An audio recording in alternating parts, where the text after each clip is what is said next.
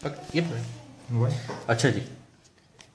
अच्छा, आज हमने क्लाइंट की सर्जरी की है अराउंड का अमाउंट की, तो उसमें से 100 की नोट की जो पूरी गड्डी है बैंकल हबीब की, इसमें से काफ़ी सारे नोट जाली हैं, क्योंकि ये वीडियो मैं पहले वायरल देख चुका था फेसबुक पे और दूसरी जगह पे और व्हाट्सएप पे भी।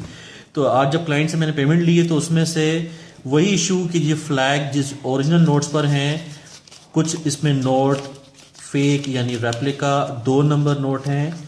ये देखें, इसमें फ्लैग नहीं है, number 1।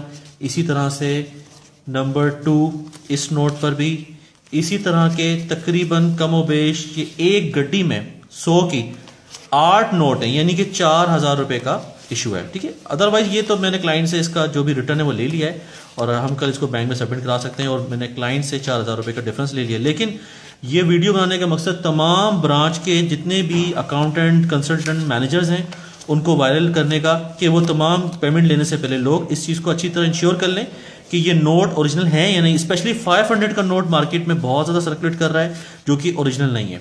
Thank you very much.